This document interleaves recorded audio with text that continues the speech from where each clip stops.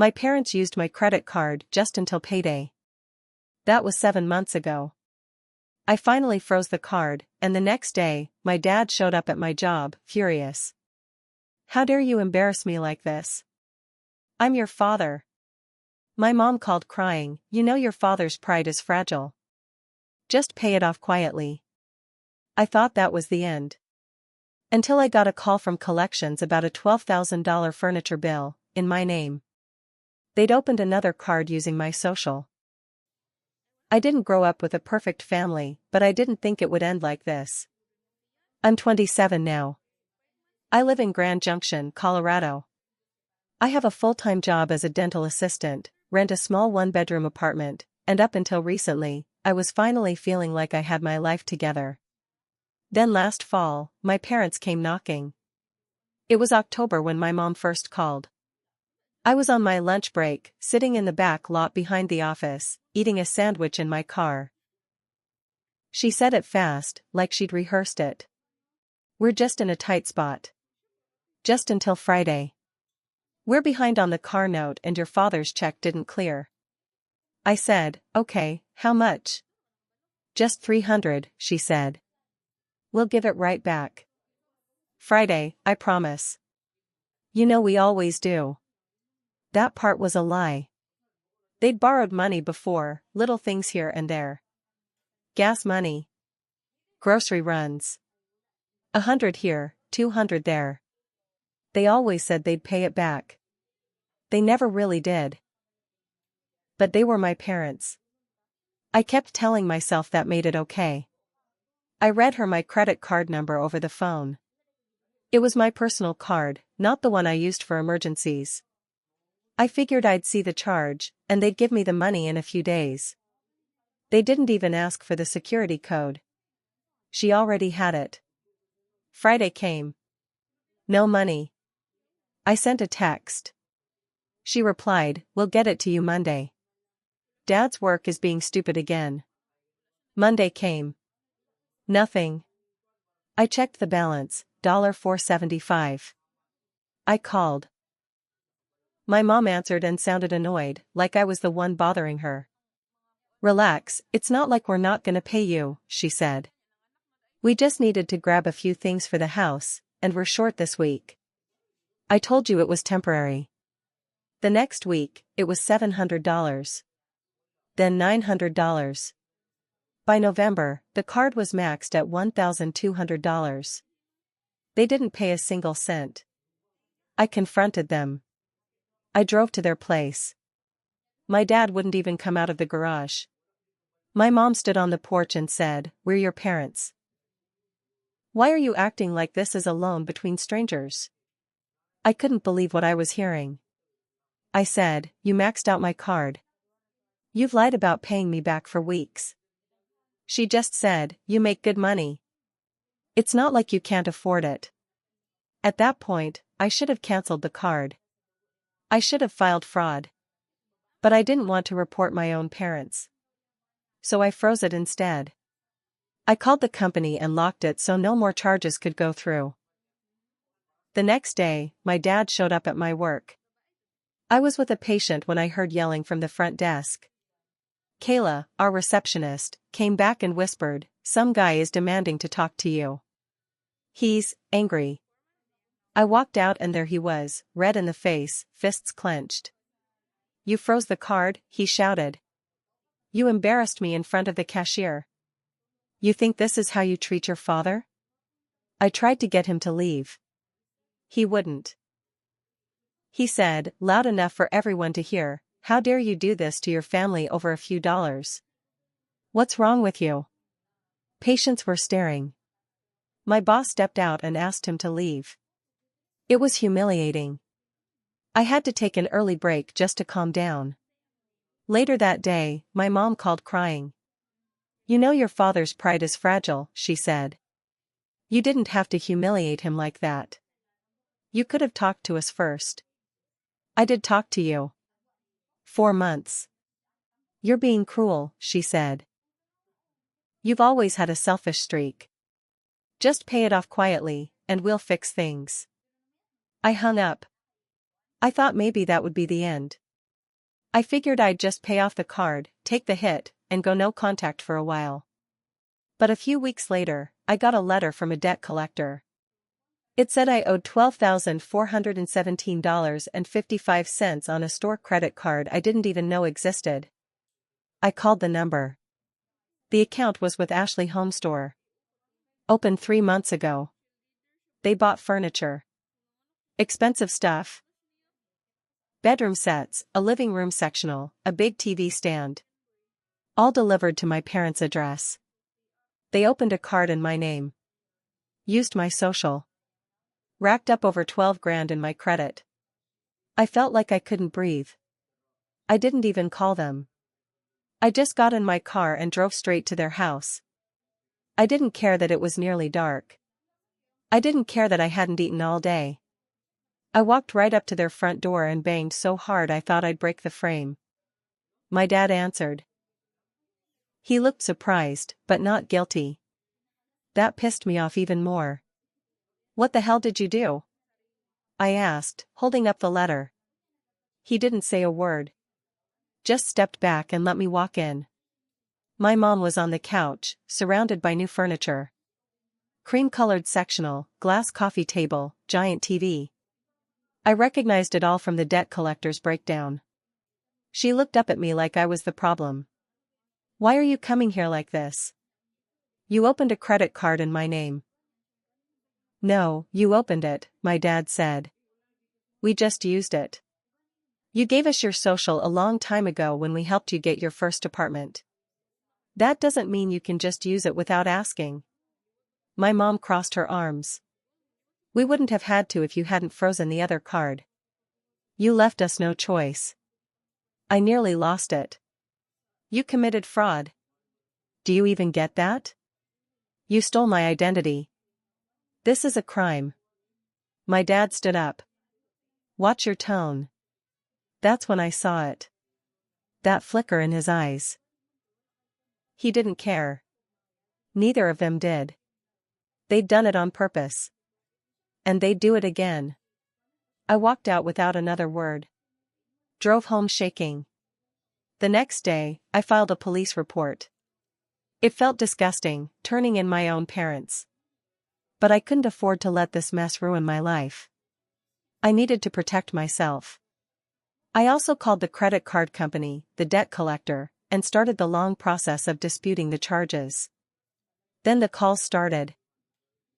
My mom left 3 voicemails in one day, sobbing, begging me not to ruin our family over money. My dad called from a different number and left a message saying, "You just made the worst mistake of your life." They weren't sorry. They were just angry they got caught. It got worse from there.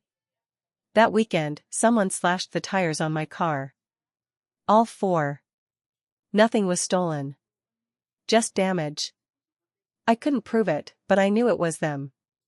Who else even knew where I parked? I filed another report. The cop said there wasn't enough evidence to tie it to anyone. A week later, I got served. They were suing me.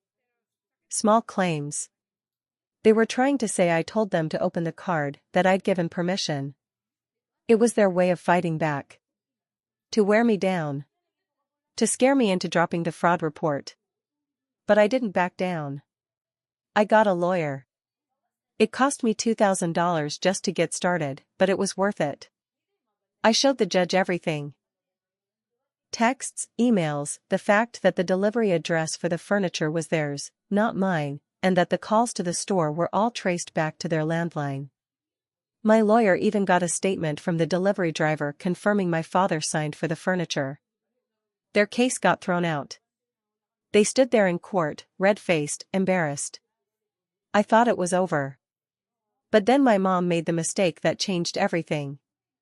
After the court hearing, I didn't go straight home. I parked in the grocery store lot and just sat there.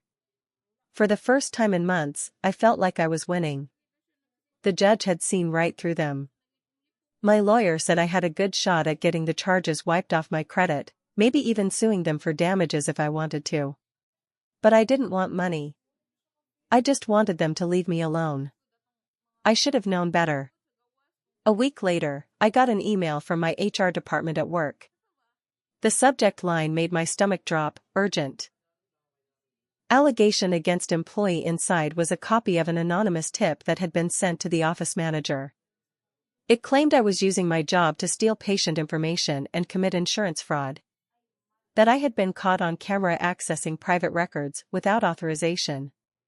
There was no name on it. No proof. It was all lies. I knew who it was from. Who else would stoop that low? I met with my manager and explained everything, about the fraud, the police report, the court case, everything. I showed her the emails from my lawyer. Luckily, she believed me. HR opened a formal investigation but said they didn't find any actual evidence, just the one anonymous tip. Still, it nearly cost me my job. My reputation was shot. I had to work under tight supervision for weeks. Coworkers started whispering. A few patients requested to be seen by someone else. That's when I decided to stop playing defense. I dug through everything I had. Old text threads, emails, voicemails, even an old copy of my tax return from when my dad helped me file years ago. And buried in my email was a scanned document, a filled-out credit application for Ashley Home Store. It had his handwriting on it. He had printed and signed my name in cursive, but the handwriting was his. No question. He didn't even try to disguise it. I took it to my lawyer. We went back to the police. With that new evidence, they finally opened a real investigation. My lawyer said I could now file for criminal charges, and maybe even push for restitution. But then my mom did something I'll never forget. She showed up at my apartment. I heard the knock and looked through the peephole. She looked old. Tired. She was holding a plastic grocery bag, like she'd just stopped by after picking up milk. I didn't want to open the door, but I did. She walked in like nothing had happened. No apology.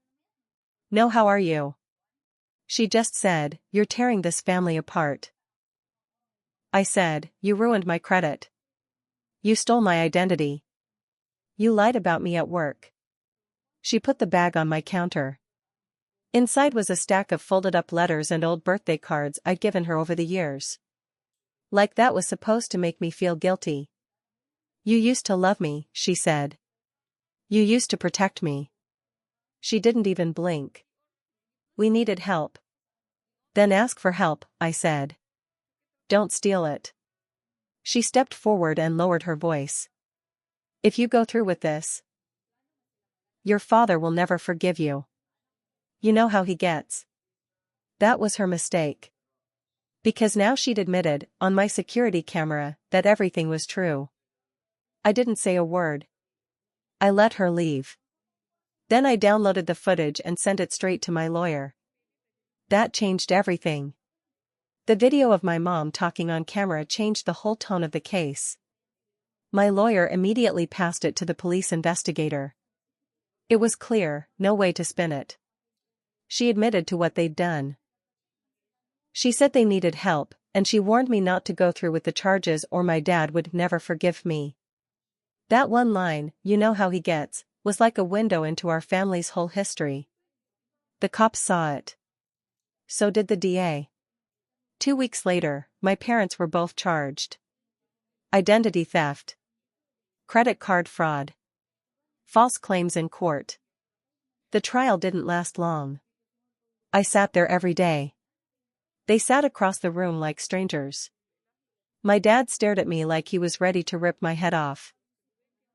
My mom wouldn't even look at me. She looked at the floor like she didn't recognize where she was or how it had gotten to this point. Their lawyer tried to argue that I gave them implied permission. But the DA tore it apart. The paper trail was clear. The video sealed it. They knew what they were doing.